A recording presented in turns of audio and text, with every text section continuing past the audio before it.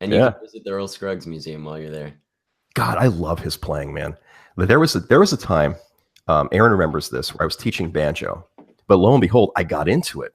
So like for like the next 2 years, I really studied banjo, and I was into all those guys. Like definitely Earl Scruggs was in there, and I got into Bella Fleck, Oh yeah. and I took all that stuff. In fact, you may not. I'm not sure if you're familiar with this text. You may want to write this down. There is an amazing right hand technique book called 120 Right Hand Studies, and the composer was Mauro Giuliani, Guiliana, Yeah. or something like that, something Giuliani. I use it to this day. Yeah, and right, I gave it to Aaron. You're right. We talked about it. So what it is during the classical period, Giuliani was a classical composer, I think mainly for guitar studies, and literally it is two chords. It is a G, or I'm sorry, it's a C and a G7. That's it, and it's 120 permutations of right hand control over those two changes, or at least that one change. So like exercise one will be forward roll, PIMA, right? Something like that. Then exercise two would be reverse, and then alternation.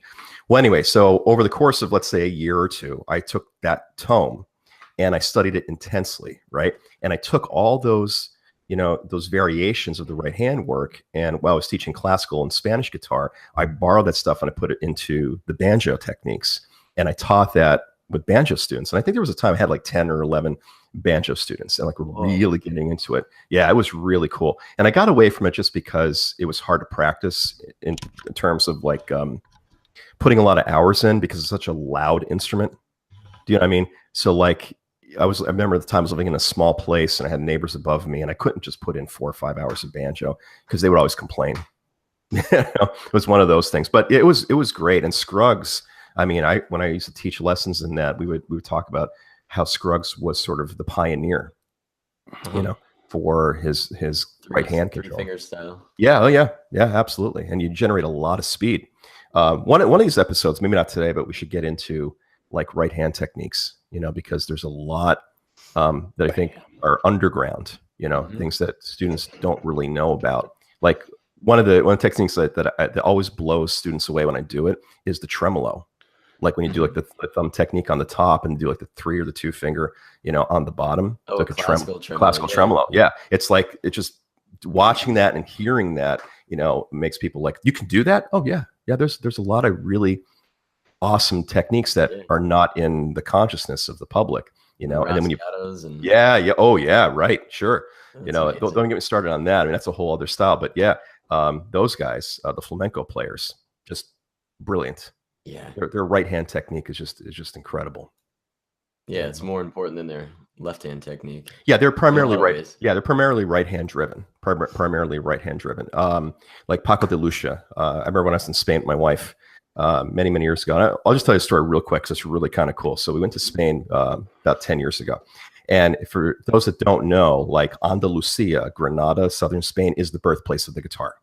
That's where Segovia was teaching. And it's where everything kind of came into fruition, was in that region of southern Spain. So my wife was doing her dissertation and collecting data in Spanish language. So we went over there.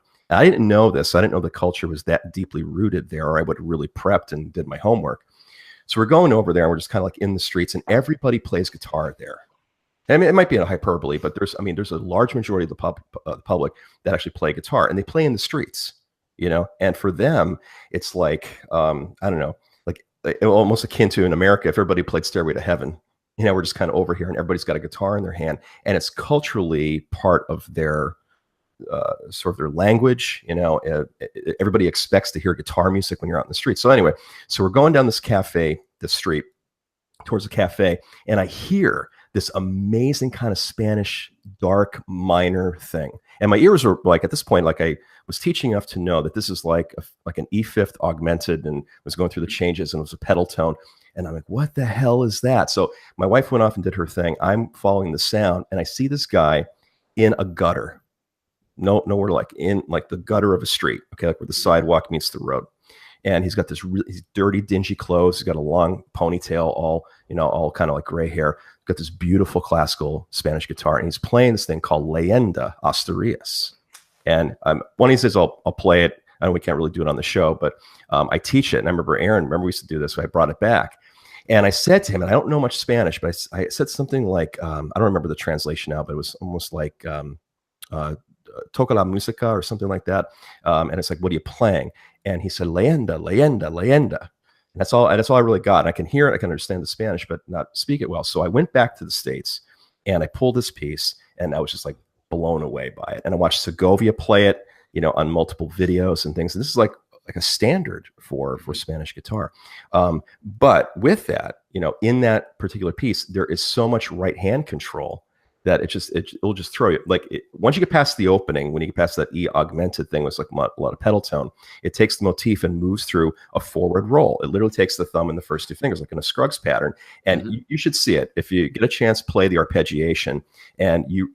Aaron remembers this. We were at the house. Remember, I was living with you at the time, and I'd play that piece every day to get that forward roll thing, and it would piss me off because I could not get the speed and the articulation. It took me literally, Joe, like years. I can do it now because I still practice it, but it took me at least 3 years to get this thing where it's fast and articulate, because in the very beginning it was, oh my God, like I can't move that quick. And those guys in Spain were like, nothing. Right. It was nothing. Like everything with them it was all flashy and right hand articulate, and you know what I mean? And I remember seeing it when he was playing it in the street. I'm like, that is the coolest thing I've ever seen in my life and heard. And I'm like, I have to learn that. And I think it's beautiful about us as musicians that we can do that. I talk to students and I'm like, yeah, I just learned this classical piece a couple of days ago. And they're like, how do you do that? Because I speak the language. Remember something Aaron said a couple of weeks back, right? You speak the language. I mean, if you do that, you can translate, into so many instruments. That's important, I believe. Learning lots of instruments and learning lots of pieces and expanding your repertoire of musical literature. My God, I mean, you can't go wrong by assimilating so many different feels and styles and rhythms and things. And yeah, you can suck at it. I suck at a lot of things I hear and play, but I try to get the germs of those things. And it's really funny. Like even now, like I'll go and play a piece somewhere, do something like, oh my God, there's that Spanish Rasgueado just came out. I didn't intend that, but there it is. I think what you're getting at kind of here is just being versatile and having a wide array of musical interests. And I think it's a good segue into what we were going to talk about, discussing a musical lifestyle and how to actually make it as a musician. And I think versatility that's a huge thing that'll help you be successful as a musician. If you're going to be out there making music or trying to make a living, you got to be able to take a lot of different types of gigs or work, or like you're saying, banjo students.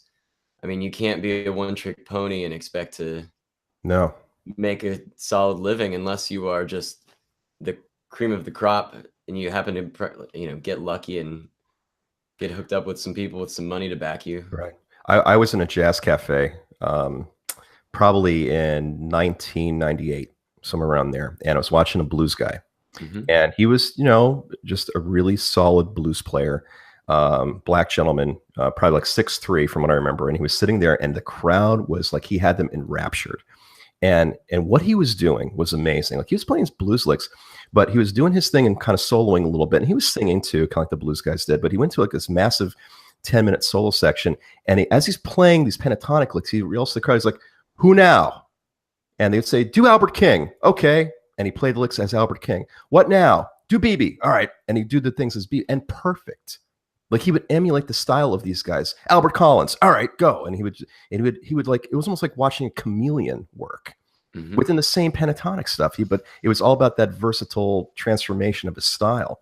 And that's in like one idiom. Can you imagine if you had the ability to do that across multiple genres of music? My God, that would be incredible. But yeah, you're right. So that would give a lot of credence to just being a versatile musician on stage and like in the studio as well. Yeah, and I'm thinking about how I get a lot of work by, I'll go and play a bar and play it, at least in the Virginia Beach area. I'm playing, people want a lot of classic rock, some kind of more modern country, even some 90s alternative rock. And then I'll sneak in some cool jazz tunes and, more bluesy kind of stuff. But then I go play the next day I'll go play a retirement home and I'm playing 30s, 40s Broadway tunes for the folks there, and you can sneak in a few folk songs, and I mean they love 50s Elvis kind of blues songs. And then you go play on the street at Atlantic Avenue, and you've got, depending on what time of day it is, the crowd gets younger as it gets later. So I'll even put like Avicii's "Wake Me Up," and I'll put like this kind of electronic groove behind it. Like you have to play to your audience Oh yeah. in all these different situations. It might be the next day, it might be a coffee shop, and you're playing. They want you to play acoustic, and the more different styles you can play, the more gigs you're gonna get. So Aaron and I were talking about this. We feel we're going to gang up on you today. Is that okay? That's fine. Because we don't do the gig anymore. Well, yeah, you're in the middle of it. Yeah, that's right. You're in the thick. So do you really enjoy? I mean, you want me to? I'll ask the question, Joe. Do you enjoy the lifestyle? Are you? Yeah. What is it about it for you? So, I mean, I never really explained this, I don't think, on the show, or I know I didn't. I studied structural engineering in school, and I went and I was working for a big general contractor in DC, in Washington, DC. And I was working on these construction sites, and I thought I wanted to build a skyscraper was kind of my goal. And music was always just an intense passion. But over the course of several years of doing this, I started a band, and then I got recruited to play lead guitar in another band. And like it started to get to where the music was starting to conflict with the job. And I could talk forever about the problems in the construction industry, but I decided to leave that when I got the opportunity to go join Aaron at Bach to Rock in Chantilly. And another cool name, by the way. Yeah, Bach to Rock is. I was talking about Chantilly. That too. But yeah, so I think I have the unique perspective in that I was working a professional job, making way more money than I do now. And I left that to do what I feel passionate about. And then I realized it was really stupid to try to be a musician with the lack of training that I had. And so I actually went back to school and studied jazz at George Mason. And so now, I mean, even while I was at Mason, you'd see I was in there with 18, 19, 20-year-olds, and I was 26. I hear you. I did that too. Yeah. And I mean, these kids, a lot of them wanted to be kids, and like they were in college and they wanted to go socialize and do things. And I was like, this is the greatest thing in the entire world. I can't imagine, like, I'm so lucky that I'm doing this right now. And I gave it everything I had. And, and now that I'm out performing, I feel like I'm doing what I love to do every minute of every day, just about. I mean, I don't love sending invoices and some of the business behind keeping my business going, but I love playing. And, sometimes I don't love playing every song, but I love being out there. And there's all these different situations, and you're always with people who are, in general, happy. I mean, construction, people were often not happy. People were working under timelines, and people were stressed out and, trying to make things work. And now I'm like always around people who are relaxing after work or, on vacation. It's just a completely different, when you surround yourself with people who are enjoying music or, out and about in places that would have music, it really rubs off on you. It's really happy all the time. Yeah, it's really great talking to you guys about this, because I know Aaron has his own transformation story that he may or may not want to share at some point, right? Oh, yeah. But but for me, I've always been in this. See, that's what's really weird. Like since I was like 16, I started teaching music, and I was an educator. Even now, I'm 42, and I always started doing it.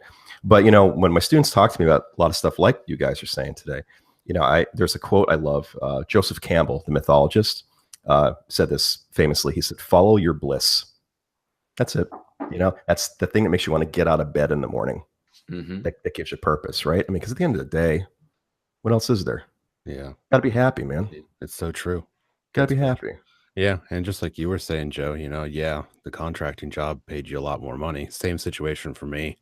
Um, but at the end of the day, music is what makes me happy, and Yeah. no amount of money can change that. I mean, I can't say that, but um, it's amazing. I see all kinds of people around the world doing their thing, and I kind of look at myself, and after 10 years of being in the same spot, I'm like, yeah, you know what? I'm happy teaching. Yeah, you're gonna have your moments. But I'm happy teaching and being in this world of music on a daily basis. I mean, that's just, dude, I teach AC/DC for a Yeah, living. no, I but mean, that's not everybody does that. yeah, We're that's such a niche. Yeah. yeah, and that's awesome. That's just there are definitely moments when you sit there and you're like, wow, okay, life ain't so bad and this is pretty all right. I'm on the right path. I know I'm on the right path. And whether somebody else looks at that as the right path or not, it doesn't matter. I know inside my soul that I'm where I'm supposed to be, and this is all right. Yeah, totally dig it. Yeah, music is kind of it's almost like a good disease. You get it and it's like you keep progressing, and as you progress, you realize how much farther you need to progress, and it just becomes this obsession with, you know, getting better and working harder and expanding your repertoire and your skill set, and it just never gets old. No, and well, I think one of the reasons why I suggested the topic, or we talked about doing this, musical lifestyle thing, is because for me, I felt, excuse me, like when I was a student, and this is really weird. So I come from a background where you had to make money to be defined as a success. All right, does that make sense? Mhm. So if you couldn't show that you're returning something on this investment of all the hours and the practicing, then it was a worthless pursuit. That's how I grew up. So for me, it was really hard to kind of justify all the time I put in, because I knew that at the very end of the tunnel, there was something that was intrinsically, I was going to be a different person. That's what I always kind of wanted to go for. What was interesting though is when I came out at the very end, and not that there's an end, but let's say, the last 10 years or so, where I've emerged as a musician and had all this knowledge and skill sets, whatever you want to talk about it. Strangely, success for me was not a matter of being on stage, being a multi-million dollar recording artist. Like I didn't, for whatever reason in my DNA, it didn't go that path, Right. And it should have, I think, in the eyes of the public. Still, it's almost like, well, you're not a famous guitar player playing these gigs and national touring, so therefore, why did you do all that stuff? Right. But I don't know. Like for me, it's almost like it didn't need to go down that trajectory. Like I think where I came out was pretty interesting too. Like, look at this. Look what Yeah. we're doing now. Like everything kind of converged and led to this thing that we're doing. So in a lot of ways, I think to be a musician today, one of the things I would like you guys to talk about too is, how you think we should define success for young people that are just emerging in as musicians. Should they spend 10 hours a day practicing if, the goal is not to be a performer like me? I don't define myself as a performer for one instance, nor will I ever will be, Mm. you Yeah. know? There's a couple things that come to mind when you guys are talking. Um, First of all, time spent into musicianship. That's what the first thing that came to my mind is um, this isn't easy. And for all those who are listening, it's this is not music, and your instrument is something that you need to spend multiple hours a day crafting your skills. Um, it takes a lot of time and a lot of dedication, and I can't say that there's an amount of time that you need to put in to be able to call yourself a musician or a professional musician. But there's something about when you sit down that time is no longer a matter. That's extremely important to kind of think about. Music and being a musician is in here, it's in your soul. And It shouldn't be looked as a chore. If it's something that comes naturally to you and it's something that you just kind of naturally do all the time, that fire will always be there with you. Depending on what your other passions are. Some people, they do have other passions. And for me, when I was younger, I've always been brought up around music and with music. My mom pretty much made my environment music oriented. Uh, and because of that, all throughout my younger years and my teenage years, it was always, albums and records and tapes and starting the recording process and instruments, from starting off on snare drum and being in symphonic band on percussion and playing piano, jazz piano for 7 years, and then picking up the electric guitar and doing that. And it was always around me. My mom would always take me to concerts all the time when I was young. One of the very first concerts I ever had been to was the Yellow Jackets. It was just always around me. And then going into college for me and making that step, my mind was not on music at all in any way whatsoever. It was very obvious, but I didn't see it. To me, it was like, okay, I'm going to go to college for psychology. That's where I thought I enjoyed the idea of studying people and their behaviors and whatnot like that. So that's where my mind, because that was the professional route. Is that what you did? Did you do that? You went? That's what I started to go to college for. Okay. And then I got mono, and then I had to drop out. But that was my path. That was where I was going. And then it wasn't until I was out of college and I needed to do something with my life after mono. I needed to be able to do something. So I got a part-time job until the next semester started. Well, when I got that job, that turned into a full-time job. And then it's just like, well, okay, I'm making tons of money. I'm just going to keep my job. But it wasn't until that point where I was like, okay, what am I doing? I had this epiphany where I was just like, okay, I've been doing music my entire life. Why am I not doing that? Why am I not doing that as my career? So that's like that. You have to kind of think about who you are as a person and what role music plays into that. How much is music a part of you? And you have to definitely, there are people who have to make those hard decisions, especially as they get older and get towards college. And some people, it's very evident, they know, but there's a lot of other people who go into those college years thinking that they're supposed to go down a path because whoever, family, friends, have told them so. And you have to go through this process. And I remember being 16, 17 years old and being like, wow, there's a whole world out there and I don't even know what it is. Like I've never been anywhere. I've been in my own hometown, and I only know what I only know. It's a bubble. Right. It's very much a bubble. And that's really hard to get out of. So, I mean, I wish I could go back in a time machine and tell my younger self, hey, stick with music because that's what you know, that's what you're comfortable with, and don't listen to what you're supposed to do.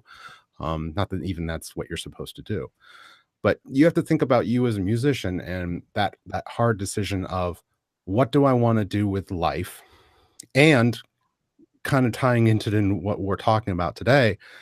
If I decide to be a musician and do this professionally for the rest of my life, it's not easy. And it does not pay well at all. Not initially. No. And you have to be okay with that. You have to be okay with that. There are fields out there that if you go to school, that I would suggest, because even Joe, in your story, you had said that, there were younger kids who were there to socialize and and I get it. I did the same thing. It's kind of a time to explore yourself as a person. And that's extremely important. But I think that kids need to, I'm older. So I can look at this from a different viewpoint. And I'm mad at my younger self for squandering away all my educational years. it's so important that while you have that education available to you, that you use it to the utmost. I mean, it's so important that you take advantage of the fact that you have all these professors and peers around you who are doing the same thing and networking. And that's so important to take advantage of that while you are in school and focus on it, because once school's done, there's a lot of people who just get lost. Well, I think partially that too is the way that the culture looks at artists in general. Well, You yeah, know, there's that too. there's that. I mean, look at, I mean, even in my profession, when I teach, in education, it's like there is a natural push, I think, in American education to produce scientists and engineers and that kind of thing in the sciences. And while these are amazing things, right? Mm. I think to myself, that's great. We're going down these pathways, but what is it that we're alive for? Right? We're alive for things that want us to feel like we're actually here for a reason, right? So art and music and poetry and literature and all these different things that we love to do. There has to be equal value in that. And they can say there is, there's not. No. There's not. Education shows today that the monies that filter through the streams go right into the pathways of sciences and so forth. And again, great. But there has to be a switch we need to make culturally, that if somebody says, I want to be an artist, great, encourage it. A lot of great stuff can come from creativity and innovation. But again, you have to, initially, not a lot of money to be made initially. But once you kind of build yourself, and produce things that people value, then, oh yeah, then it's there. Yeah. And I think maybe part of it too is removing the stress of making money from arts. Maybe that could be it too. If we take that away, maybe more people would go into it. For me, I didn't realize there were so many avenues to make money with music when I was younger. I mean, I had no idea.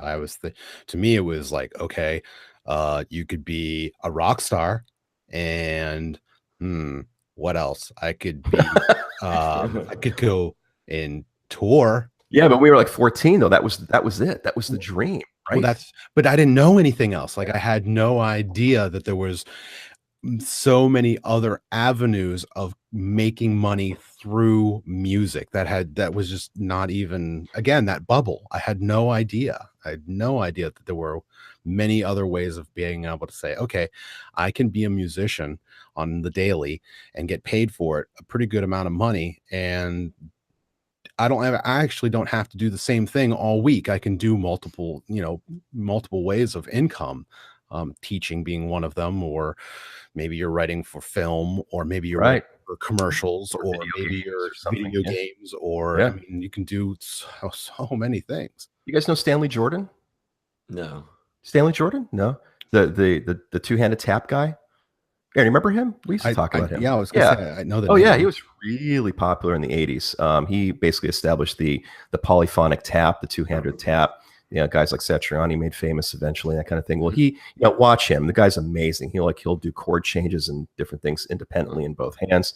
Takes all these jazz standards and popular tunes. Anyway, he had this illustrious career in the 80s and was on the Tonight Show, all this kind of stuff, right? He got sick of the music industry and left. You know what he's doing now? He's a music therapist. Yeah.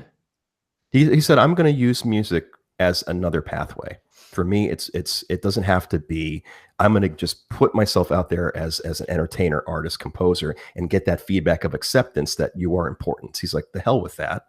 I'm going to give music to people in a different manner. So I was doing a music therapy. And he advocates for, the American education of music therapists and these websites. That to me is really encouraging. Yeah. I do, I perform at these retirement homes, and because of that, I've crossed paths with a local nonprofit organization called Tidewater Arts Outreach they're based out of Norfolk. And they do a lot of programs for seniors and for especially people with, seniors with, memory loss. So Alzheimer's and, dementia. And it's really interesting. I attended a seminar talking about how it affects, how their brains are affected and how music affects them. But, you could have someone who's very irritable, upset, they're confused, and, talking to them isn't helping. They're personal nurse or whatever you call it is having a hard time, and then they put on a song that brings them back to their childhood or their younger years, and it really does work. It helps people relax and they get out of that whatever funk they're in mentally. Mm. It's really interesting. So it's really powerful stuff. And yeah, music therapy is actually a way to make money while also doing something really positive. Yeah, I think they fall into the auspices of the therapy, the mental health profession now. So I'm not sure what sort of the salaries are for music therapists, but I think they're pretty comparable to like occupational therapy and different things like that. But again, I don't know. I'd have to look at them. What I found to be interesting when I was looking into the music therapy angle, I read an article that they recently they have found, right, in research studies, there is an area of the brain that is relegated only for musical understanding, if that is true. And I'm pretty sure, I can't remember the article, but something to the nature of when we hear musical tone, that region lights up, kind of akin to the same way that when we understand languages, that Broca's region of the brain that lights up. So that would, I think that's fascinating that if that is true, that we are hardwired for musical processing, which means that we can access memory, we can access, our physiology responds to musical sound in some way. That's really cool. Yeah. That's really cool. Again, getting me back to the idea that it doesn't have to be entertainment only to live a musical lifestyle. We could be these advocates for, living in musical context beyond the entertainment industry and being widely successful at doing it. Because Aaron's right. I mean, there was a time when if you didn't want to be a rock star, you had to go into teaching, and that was it. Those are your only two pathways. Those who can't play, teach, right? Isn't that what it is? Yeah. Those who can't teach. Yeah. Yeah. I don't know. Terrible. I don't know why. I just I couldn't do it. Like with Joe, when Joe talks about all the gigs he does and everything, like there was a point where I did that. Aaron, you did that too. Oh yeah, absolutely. For years. I will never, if you paid me, I would never go back to that life. No offense, Joe. But I couldn't do it. I don't know. It's not me. I'm not wired that way. Not anymore. I'm not. No. Things have changed. No. That in itself, I will tell everybody out there, is extremely important while you're young. Oh yeah. Wait it. Till the family and kids come. Oh. But it is extremely important that you take advantage of the fact that you have, all hours of the day to be able to do what you love and be pretty much uninterrupted. That's so important because yes, once you get older, things change for the better. I love my family. I love absolutely it. But at the same time, there is that part of you that's like, okay, and then it'll never go away. I mean, I built a room for myself. You have to make sure that even after all these years, it's still very much a part of who I am. And that kind of goes into another kind of subject that I'd like to talk about in terms of the music and the career, is that the other part of it. You do at some point have to, even when you're young, you do have to think about a significant other and how that plays into that role. Sometimes that's toxic. Sometimes it's not. Sometimes it's beneficial. And that, I mean, look at remember that scene in Spinal Tap? Yeah, with Nigel's girl, or it was the lead singer's girlfriend showed up at the gig practice, and Nigel's like, "What is she doing here?" Right. It's like the Yoko and John thing. The Beatles.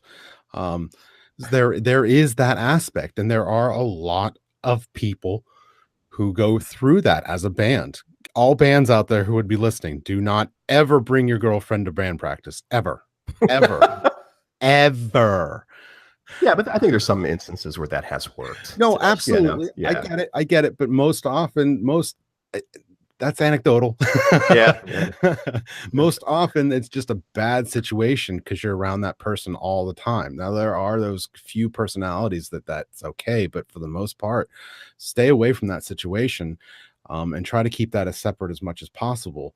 Um, Girlfriends and bands and boyfriends and bands, just, it's not so much in how much you treat it, it's how the other members, your brothers or your sisters or whoever they are Mhm. in the band view that. Yeah, yeah, And yeah, yeah. you have to respect that. That's very much a Yeah. part of it. And then taking that beyond that, then into marriage and kids and the lifestyle of a musician, and being able to hold that down while also having a family. There's a huge juggle going on there, and that's tough at times, especially with someone like Joe's position where you are gigging a lot. And it's, sometimes it's odd hours of the evening or whatnot like that. And then you got to wake up the next day and put in a full day of gigging again. And sometimes the significant others, depending on their personality, they may not understand that to the fullest extent that you do. They may look at it as you're just having a whole lot of fun, and No, and, no, and I have to work my butt no, off all no. day. That's like, okay, so there is that I want all listeners to be aware of. That's my point. My wife used to come to all my gigs before we were married. She would like come to all the shows and get into it and dance, and because she knew that was who I was, Mm. you know. But it's funny now, like after all these years, we have kids and we got this kind of life that we work and stuff. She'll say, "Why don't you just go back on the road?" I'm like, Oh. do you understand what that means? Yeah, I'll make money, but you'll never see me. I'll be gone. Yeah. Living in hotels and in the car constantly and traveling. It's a different thing. I think I really envy and respect people that can maintain that lifestyle, into their later years, Mm. But I think by that point too, like if you're in like your 50s and 60s and you're doing it, you better have a damn rock solid crew to help you. Yeah. Because I couldn't imagine just doing it solo. I know a lot of guys that love that. Their kids are grown, they're off to college or something. They're playing coffee shops with their touring, and they're doing like small venues and that kind of thing. They get in their car and they drive 50 miles and they're playing every weekend. Great. But wow, what a discipline. Some of them I know are divorced. They just Well, can't. that's the other thing I was thinking Their about. wives leave them. It's like, can't keep up with that. Yeah, the divorce rate amongst musicians yeah, is like way high because we have this vision, and that's the vision, and that's where I'm, well, eventually it turns into a business. Like, I'm going to work, honey. I'm headed out the door for a weekend. I'll be back on Monday. Yeah. I mean, it never stops. You play a show in the evening, and then you wake up and you have a rehearsal, or you're preparing for the show that next evening, or you've got lessons and some kid wants to learn something, you got to learn that, or you need to send your emails, or you need to send your invoices, or you need, there's so much, and it never stops. And the hours are at night and during the day, at all times. It really never stops. The meaning of the weekend to me is completely different than what it used to be. Right. It's a 7-day a week thing, and you have to love it. And I don't know, sometimes you got to like force yourself to take a break, and a significant other can be great for that. Yeah. And I think the trick too is to make sure that this passion that you have, when it becomes a job, which it will at some point, right? You don't lose why you got into it in the first place. Right. Because I think that happens to a lot of musicians that I've talked to over the years. They're tired. Yeah. Well, they're burnt out. Yeah, it's a tiring thing. It really is. I can totally get why people would want to walk away. Yeah. I knew a guy. Go ahead. I'm sorry. I was gonna say, I think you have to keep learning new things. I see people who have their set list has kind of been the same for a while. Like, you go see certain people and you're like, yeah, they're playing the same songs. And I can't do that. I mean, I get bored of songs. So that's why I improvise so much while I'm playing live, and I'm constantly adding new songs. And I've been playing with these different jazz vocalists, and I sat in with a band a couple weeks ago, and I like doing new stuff just keeps it interesting. And not only songs, but like I'm constantly like, I love this magazine, this Guitar Techniques magazine out of the United Kingdom. Like I'll go in there if I don't know what to do, you can open up something like that and just like find an article, learn something new, and it can change my entire day. If I start out with that, it can set me on a practice path.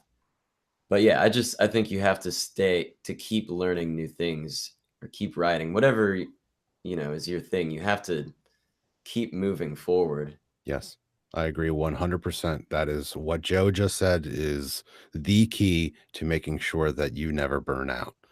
If you always are educating yourself and making sure that you're learning new, fresh things, I think that fire will always stay, bright and keep on going. I know that I don't know how they do it, but I know back at Penn State, there are bands that are still doing the same thing since when I left, and that was 10, 15 years ago, that they're still playing covers of the same tunes because that's their job. They're a party band and they go down and play, tailgate weekends and blah, blah, blah, blah, and they're still doing the same thing.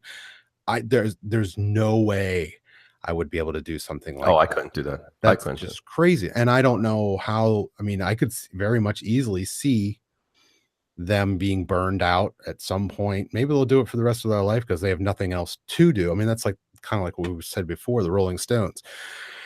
If the Rolling Stones were to stop tomorrow, I don't know that they would know how to do anything else. That's very much like these guys on a local level. It's just what they've done all their lives. But for me and what Joe just said, keeping it fresh and education and kind of always on the lookout for this new thing, or just something strange, maybe it's like, oh, I'm gonna go and learn Spanish guitar or whatever it is, just something different, just to say, okay, I need to spice it up a little bit. So I knew a guy who was really successful back in Pennsylvania, Northeast, when I was probably 16, and I was just kind of getting into this, right? And I was playing a lot, but wanted to play. And this guy was probably in his late 30s, highly successful local band. I can't mention the name, right? He said to me once, he's like, look, I am so tired. When I come off stage and I drive home, I shut the radio off because I can't hear music anymore. And I remember at 16 going, then why the hell are you doing it? If you get to that level. And then his friend, who I became really good friends with, right? When I was 16, tried to tell me, he said, Tony, because he was an electrical engineer, he said, let me teach you about circuitry. And I said, Bill, I don't want to learn that stuff. I want to learn music theory. Yeah. This guy could have taught me about like impedance and resistance and ohm. Then he tried to. And I guess I picked up this language from, right? But he could have taught me all that stuff. In my 40s, I'm like, I could have been into electrical engineering. How cool would that have been to blend that with my musical knowledge, So gosh, yes. you got to keep moving. You got to open your mind to stuff everywhere in your environment. Yeah, because musicians, I mean, I'll tell you, we're a really strange lot. I know when I talk to non-musicians, I'm sure you guys know the feeling, right?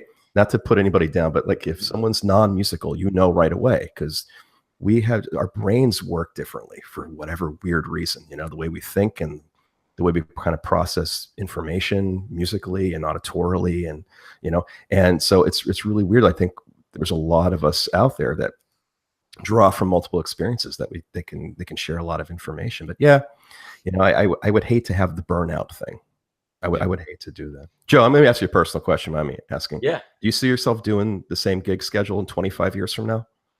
No, but I think that doing this now, I mean, it's like what you guys both did gig and now you don't. I think that I need to do this in order to establish myself. And also, I mean, I'm getting better. I mean, I look at my, recordings of myself a year ago. I'm just better, and you get better and better at performing and talking to the crowd and the whole thing. And so I think that this is important for me in order to, I don't know, have some self-worth in the future. And if I'm teaching, I can have my war stories about, gigging. When I was on that show, gigs in 5, a gig a night or maybe 2 in a day. I think going back to the cover band thing though, and talking about a musical lifestyle, in order to be successful, I know some people, some local guys who do have a little bit of like, they kind of snub their nose at that, playing the popular cover songs. I think we've talked about this before. I think we were talking about Sweet Home Alabama specifically. I think there's a fine line where you this is a business, and you do have to play to your crowd. And and teach your students the things that make them happy and also that make their parents happy, so they keep hiring you. But I think you really have to be smart about playing music that is fun and mixing in the music that you want to play in order to keep getting the gigs.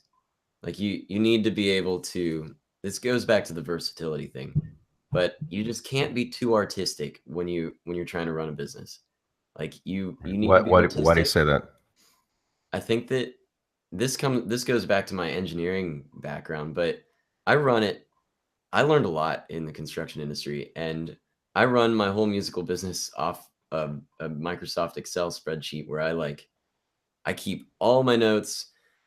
I write down things about each gig in there, and I have a spreadsheet. And when I go to follow up on places, I have a column for like who do I need to follow up with, and Right. when should I follow up with them so that I don't annoy them too much, and what are the people's name, what's the manager's name, and oh, their kid does this. I have like all this stuff written down so that when I call, I come across as personable and professional as possible. Right. I mean, I have that. I have my invoices are organized very specifically because sometimes, as much as nice as the people are, sometimes things just get misplaced.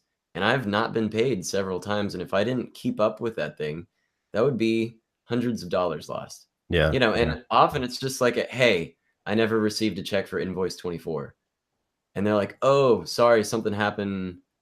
And they didn't receive it. And I get the check the next week. Yeah. And that's my teaching business has been the same thing. I have to stay. That's one thing I've always disliked to some degree about running my own business is like trying to stay on top of the books. No, yeah. Mm-hmm. Oh, yeah. Right. Not very good at that. I am. Yeah. And then there's taxes and quarterlies and all that kind of wonderful stuff. That, I mean, that's, as a younger musician, that's a part of it that I never really understood and didn't even know that that was a part of it.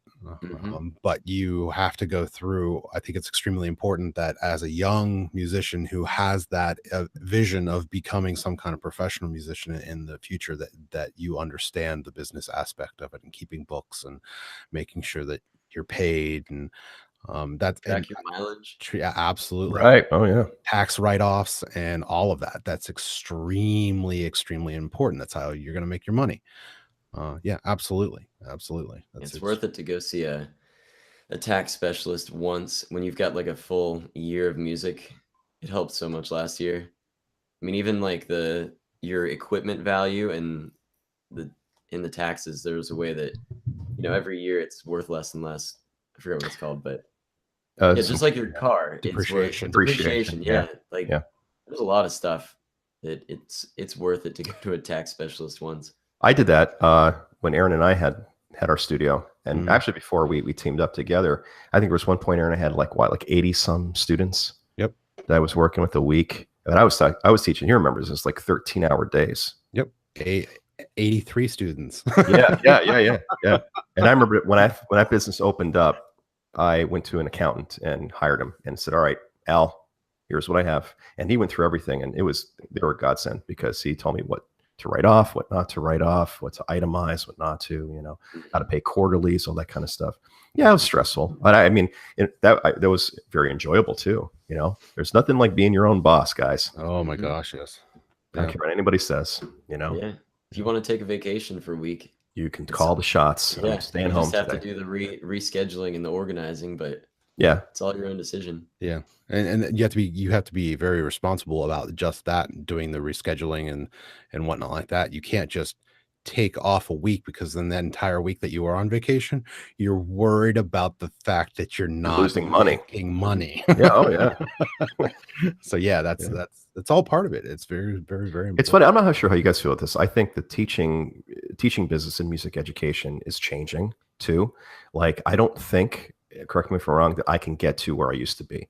Like, I can't imagine I can get up to like 80 some students a week privately anymore, because for a lot of reasons, at least here in Maryland where I live, much of guitar education is happening in the schools now.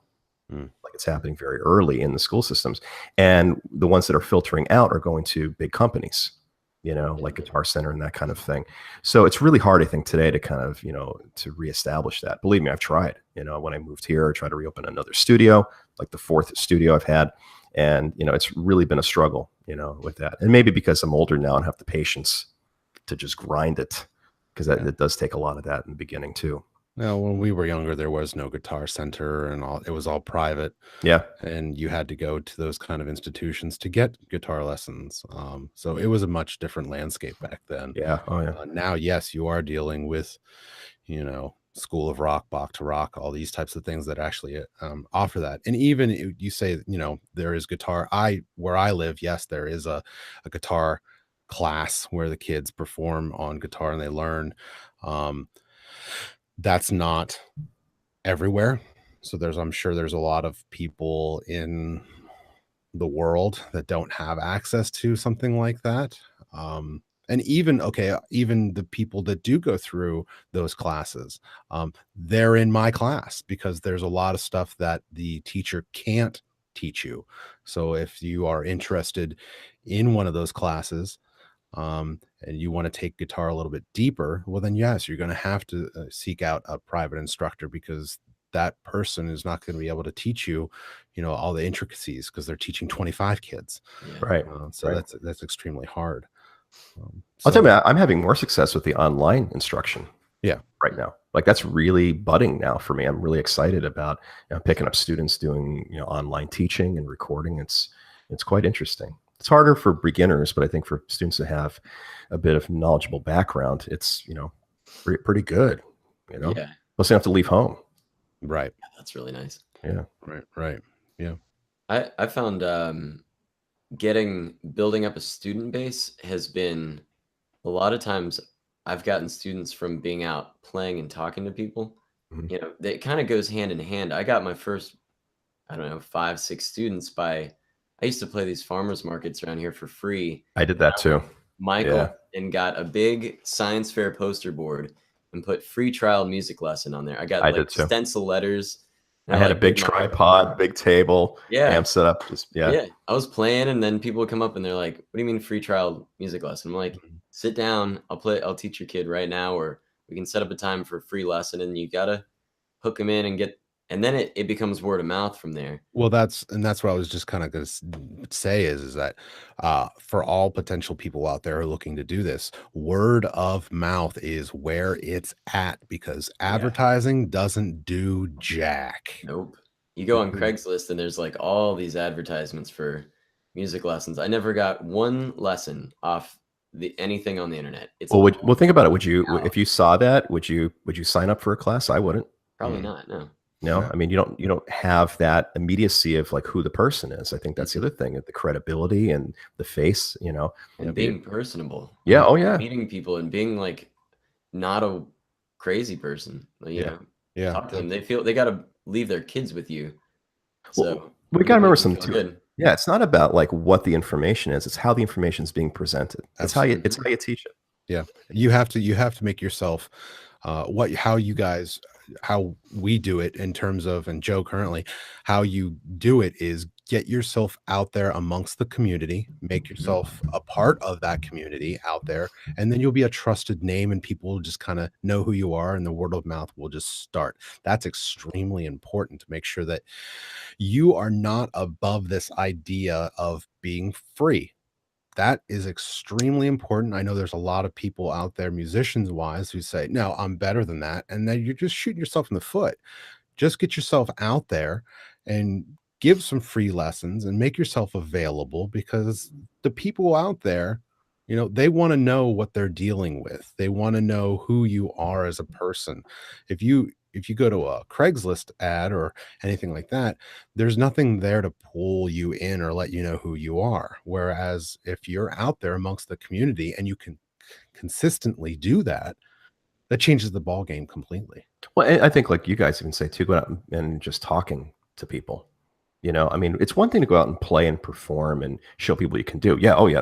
There's really no parallel for that, especially if you can dazzle the crowd. But I think a lot of parents especially for their children are looking at like who you are as a person, like you guys are saying. So if you go out and talk to them and say, here's what this is all about, you know, put them at ease. And the more you do that, I think you get a lot of people coming in, you know, at least that's been my experience. Yeah. Yeah. And then for oh, go ahead, Joe. Go ahead. I was going to go back to the versatility thing regarding teaching. I'm a guitarist first and foremost. Well, I'm a musician first and foremost, but my instrument of choice is the guitar. And I tell all the parents of my students that, or my students, but I mean, I grew up playing the piano and the viola, and I had a stint. I've got a saxophone over there. I've got a sitar. I've got you have a sitar? Yeah. Let's see it. Can you do the camera? We got to do this. Where is the thing? Ah, there it is. I brought that back from Udaipur in the state of Rajasthan, India. Wow. Western India. It was cool. That's pain in the cool. butt. I was lugging that. It's huge when it's in the case. See, dedication, folks. I slept with that on my train bed for 17 hours because I couldn't fit it. He slept with it on his train bed, people. Right. Like, come on now. Western. We were almost in Pakistan and had to get all the way back to Delhi on a 17-hour train ride. We'll have to do this on another episode, like show us how it tunes and everything. That'd be really cool. Super cool. But back to my point, I probably teach about 40% guitar, 40% piano. I have several ukulele students. I have a couple drum students, a hand percussion student. I was doing electronic music production with the student. And it's a different type of versatility from what I was saying, being able to perform in different locations. But I mean, if I didn't play the piano, I'd make a lot less money. Being versatile, able to play multiple different instruments, at least on a beginner intermediate level, is extremely valuable. Oh, yeah. Worth the investment of time. I know you were talking about your banjo students. I mean, maybe do a little research into, depending on where you are. I'm sure if you lived in Hawaii, ukulele would get a larger return. If you're living in certain areas, certain instruments are, Western North Carolina, the banjo and the mandolin are going to get you more students, but it's well worth it. I practice piano every day, mostly for teaching purposes. Right. This reminds me quickly to maybe wrap up this here. I had a student many years ago that was actually from Ecuador. I think it was Ecuador. Mm-hmm. And he comes into me, he says, I don't want to learn guitar. I want to learn music theory. I said, okay, that's fine. So what do you play? He goes, nothing. I said, all right. So I said, what's the plan? He says, well, I really want to understand how music works. I said, well, do you have any interest in any instrument? He goes, yeah, something called the quattro. And I'm like, what is that thing? And he said, it's a instrument indigenous to his region, and it's like a 4-string instrument, but it's like double string, so it's like an 8-string thing, and it has the violin tuning. And so I said, where do you find them? And he said, well, I'll order one. And he said, so he did, and he brought it, and it was made, and he brought it back into lessons, and it's really cool actually. He wanted to play some of it, but my point was, the next year, he stayed with me for like a year and a half, give or take. And he learned a lot about music, and everything he was learning, he was applying to the quattro. And in that transmission of all that information, I learned how to play the instrument. Mm-hmm. So therefore I used to teach it. Now there's not a wide quattro market out there, so I couldn't advertise I can teach that thing, but it's another thing I know how to do. Mm-hmm. And through teaching it, literally through the vehicle of the compositional, the harmonic understanding of music and how the language works is fascinating. So I think anyone who wants to get into the teaching aspect, you got it. Like you want to say with the versatility thing, you really have to know how to accept things that you don't initially want to do. So if something comes your way and you're like, well, I don't want to do that because that's not really what I studied, that's too bad. Yeah. You should learn it. Mm-hmm. You never know what's going to take you. Yeah. And at the same time, you can't, you said, I don't want to do it. For younger people out there, you have to take all avenues that are available, and you have to kind of think outside the box. I think of specifically kind of what you guys were talking about a while ago and whole Sweet Home Alabama thing. I remember one of my students, Tony, you remember him, and we'll have him on the show a later time, Taylor Nordberg. He had that spark at the very beginning in terms of getting himself out there. I mean, he would do Boy Scout things. Any opportunity that he got, it didn't matter if he wanted to do it or not. It was an opportunity for him to get out there and kind of push his name and get himself more known and more opportunities. And look where he is today. Oh my gosh, national tours, international tours. Absolutely.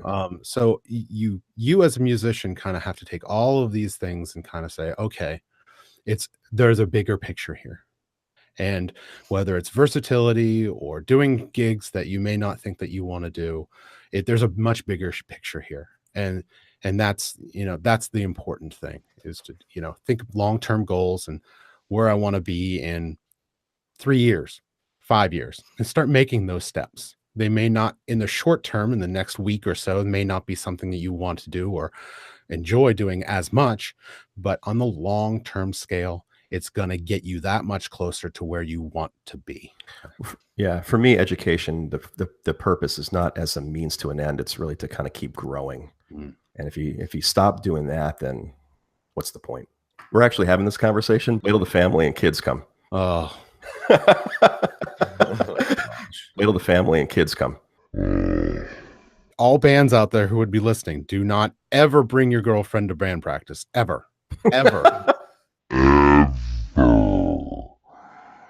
See, dedication, folks. I slept with that on my train bed for 17 hours because I couldn't fit it slept with anything. it on his train bed, people. Right. Like, come on now.